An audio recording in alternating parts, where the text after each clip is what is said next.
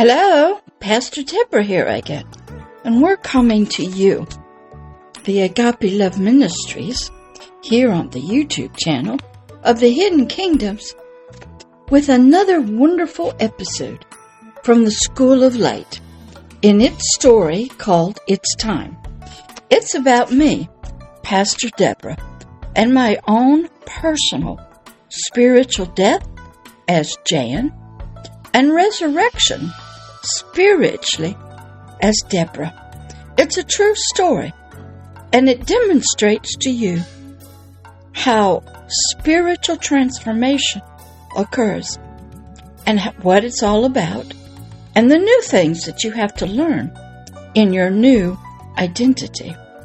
And here in episode number 31, we are continuing to talk about that I had become a tree of life, a life-giving spirit myself, and I had learned some powerful things about myself, my identity, and my image.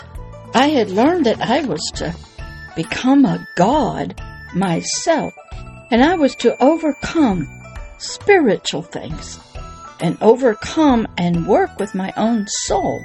So it was no longer in control, or my physical body.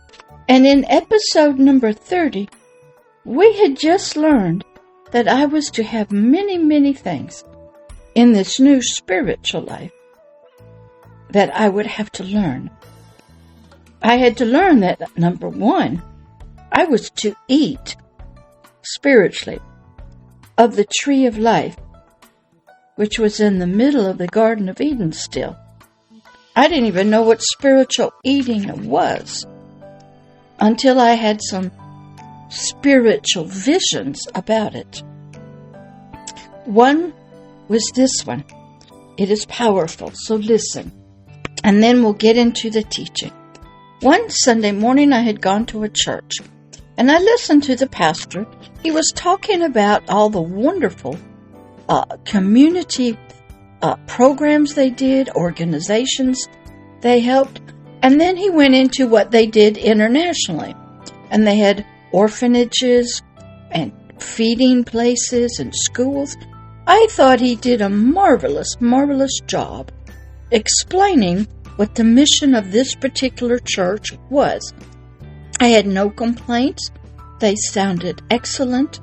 A God-loving church and a people-loving church. He, at the end of his talking about what his church was, he asked everyone if they wanted to be a part of this ministry, this outreach ministry to humanity, and if so, to please come and join the church, and you could be a part of it. That sounded wonderful. Well, I didn't join, but I went to my car, and I felt strange, and I heard this voice, but there was nobody in the car but me. And the voice said, "You did not get fed today." I go, "What?" I had no idea what it meant. But I started listening to the radio, and there was another pastor, and he was teaching on angels. And as I was listening, something happened. I could see my spiritual hands reaching over into the middle of the car. I was in the driver's seat, and reaching and picking up a piece of chicken or lamb and bringing it to my mouth, and I was eating. So as I was listening with my physical ear and my soul, my spirit was eating. Didn't understand what that meant. Then, after a little while of that, all of a sudden I heard the same voice say, "Now I can have holy common union with you." And my spiritual hand picked up a goblet, golden goblet of real wine, and I drank. What had just happened? I learned a powerful truth, that when your soul hears truth from the kingdom of heaven and its king, it is as if you are eating or drinking, depending on the message. When I was listening about the angels, I was getting adult food, meat, chicken or lamb. And then at the end of that, to wash it down, I got wine, some kind of holy wine, and it was real wine. I had to have this experience to understand the power of words and how spiritually they are transferred into food. Could be poisonous food, could be nothing. So when I'd gone to the church with an empty plate to get fed, as it's called, to be nourished, to get some truth, I walked away with an empty plate.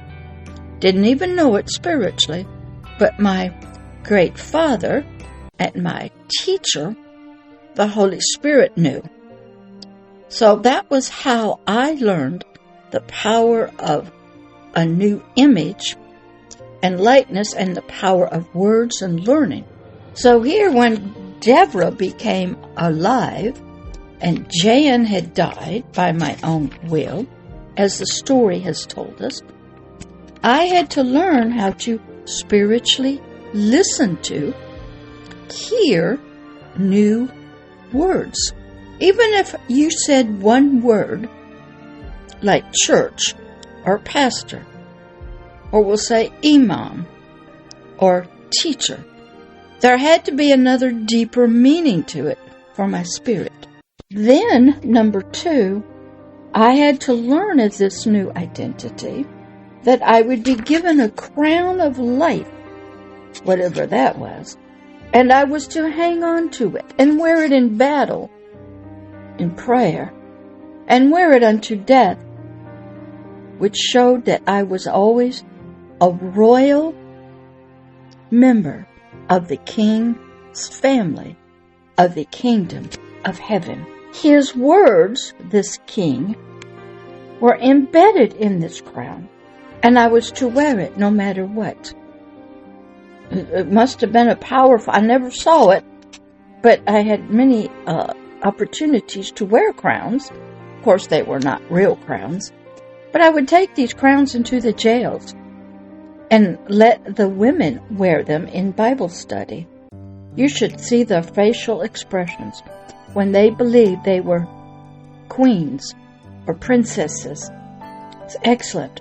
Sometimes we need props like that, like a crown. Then I learned that this crown of life was one of light glowing from me. And everybody in the spiritual kingdom could see the glorious radiant rays coming from it. Then I learned I was to be considered a child of the light. I never heard that. Did that mean I used to be a child of the darkness? Yes.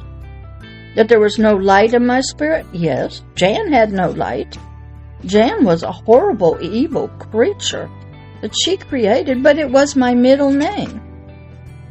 Well, what did a child of the light mean? It meant my spirit now was no longer in spiritual darkness. I was back in school. I was spiritually learning. And you know what that looks like? It's a great movie to watch, Dr. Marvel. And it shows him when he went to Tibet as a doctor. Oh, no, I'm sorry. The movie is Dr. Strangelove, I think. Excellent, from Marvel. And he was studying. His physical body was sleeping, but his spirit was up and studying. That's what I had to learn about myself.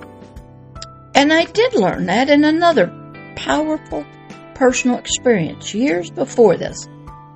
I had come home from church. It was very late at night. We had what they call a revival.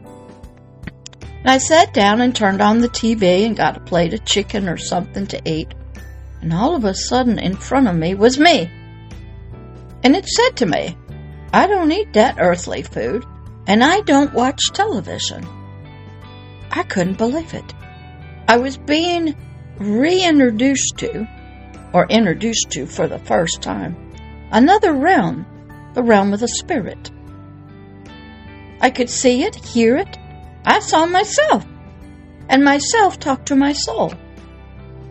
which is another pattern that you have to learn about. And my spirit said, I don't eat your earthly food. I eat other kinds of food. And I don't watch television. I had to learn some powerful things. So I was no longer a child of the darkness, a child of ignorance. Then I had to learn and act as this child of the light. I didn't know what that meant, but I would learn. Then I found out, as a life-giving spirit, after I eat this fruit and drink this wine and discover these things, I was to produce within myself, for others to partake of, the fruit of the Spirit. Isn't that an interesting thing? I was to produce all goodness in my spiritual life and thoughts and desires. All spiritual righteousness. Well, I had to know what was unrighteous also. I had to produce all truth. Well, whose truth was I to produce? I had to study. Then I had to prove what is acceptable unto the Lord, the God of creation, the God of eternity, and the God, the King of heaven. Boy, did I have a lot to study. I spent years in books and movies, watching, writing, studying, pondering.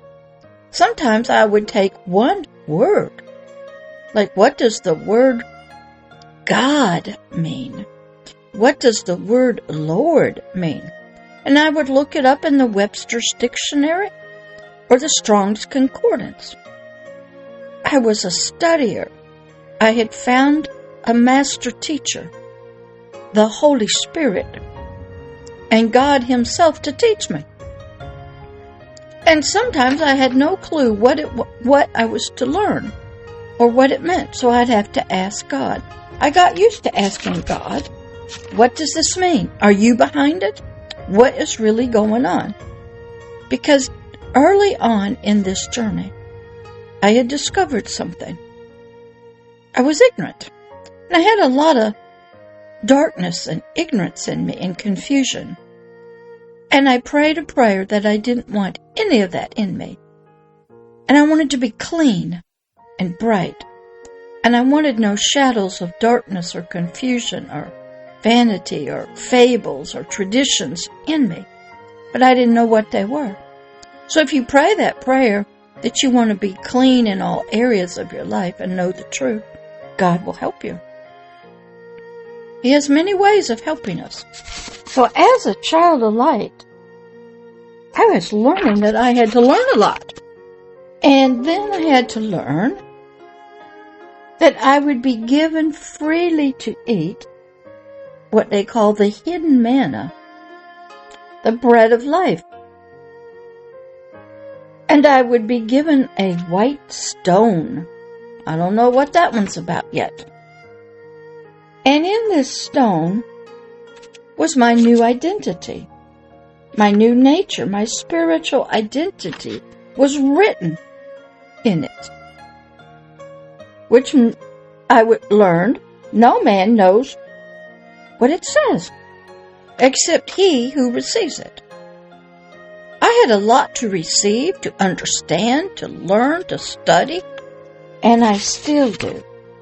But this was just the beginning of this new spiritual identity, this new spiritual me, Deborah.